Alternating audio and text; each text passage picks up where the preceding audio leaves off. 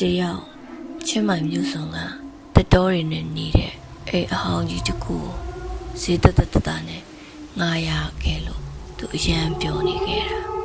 ရုန်းကန်မှုတွေကနေဝေးရစီ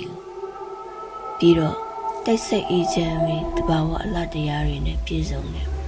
ဒီနေရာကသူ့လိုစာရေးဆရာတယောက်အတွက်တော့နေရွယ်မှုပဲလို့သူထင်ခဲ့တာပေါ့ဒါပေမဲ့သူအိမ်ပြောင်းလာပြီးတတိယမြောက်ညမှာတယ်အဲ့ဒီအမြင်တွေပြောင်းလဲသွားခဲ့တယ်ညသကောင်2 နာရီပဝန်းကျင်တစ်ခုလုံးကဖောက်အော်တန်တော့မရှိဘူးတိတ်ဆိတ်ငြိမ်သက်လို့ပေါ့အောင်အိပ်ပျော်ကနေအချိန်ပါပဲအောက်ထက်ဧကန်ကနေတန်စင်တစ်ခုညင်ညင်တသားပဲပေါ်ထွက်လာခဲ့တယ်ပျော်ပြောင်းပြီးနူးညံ့ပြီးဝမ်းနဲ့ဆွေးမြေ့စရာကောင်းတဲ့စံတရားတန်ပေါ့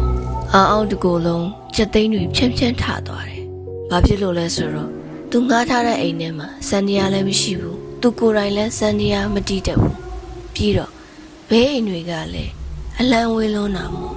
ဒါကလည်းဘယ်နည်းနဲ့မှအိမ်နီးနားချင်းခြံတွေကနေမဖြစ်နိုင်ဘူးဆိုတာသူသိချသိနေလို့ပေါ့အဲ့ဒါနဲ့သူလည်းတတ်တီမွေးပြီးဖုံးပြီးအလေးရောင်လေးနဲ့အောက်ထက်ကိုဖြည်းဖြည်းချင်းဆင်းလာခဲ့တယ်လေကတစ်ထည့်ချင်းစီနင်းလိုက်တိုင်းထွက်လာတဲ့တစ်သားကနေကျွတ်နေတဲ့အတန်ကညာကြီးမင်းကြီးမှာတော့ဟိန်းနေတာပါပဲအောက်ထက်ရောက်တော့ဧကန်တောင်ကိုကြည်လိုက်မိတဲ့အချိန်မှာအောင်တယောက်သွေးပြက်မတက်ထိတ်လန့်သွားခဲ့ရတယ်နေခင်ကဘာမှမရှိပဲလွတ်နေတဲ့အခန်းတောင်မှာဖုံတွေတက်နေတဲ့စံတရားအနက်ရောင်ကြီးတစ်လုံးရှိနေပါတယ်။ဟိုကြောက်ဖို့ကောင်းတာကစံတရားခုံမှာပုံရိပ်တစ်ခုကထိုင်နေတာပါပဲ။အဖြူရောင်ကောင်ကိုဝတ်ထားတဲ့မိန်းကလေးတစ်ယောက်ပြီးတော့သူမရဲ့စပင်ရှည်ကြီးတွေကကြောပြင်တစ်ခုလုံးဖုံးနေပြီးပိန်လီလုံးနဲ့လက်ချောင်းဖြူလေးတွေကစံတရားခလုတ်ပေါ်မှာကနေတယ်လို့တီးခတ်နေတာကိုတွေ့လိုက်ရတယ်။အောင်ကလန့်ပြီးခြေလမ်းတွေကိုနောက်ဆုတ်ဖို့ကြိုးစားပေမဲ့သူ့ခြေလမ်းတွေကသူ့ကိုမြဲမြဲဆုပ်ကင်ထားသလိုပဲလှုပ်လို့မရတော့အဲ့ဒီချိန်မှာစန္ဒယာတန်က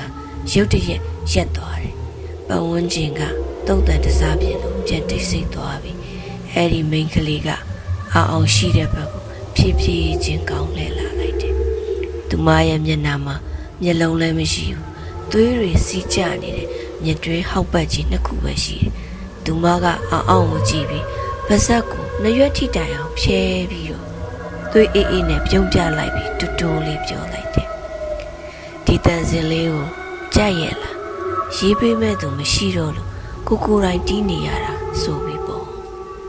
သူမရဲ့လက်ချောင်းတွေကစံတရားပေါ်ကနေကျမ်းပြင်စီကိုတွားဆင်းလာပြီးအောင်စီကိုရုတ်တရက်လင်းမြန်ပြေးဝင်လာတော့တယ်အောင်ကရင်ဘတ်ထဲစို့တက်သွားပြီးအော်ဖို့ကြိုးစားပေမဲ့အတန်ကထွက်မလာခဲ့ပါ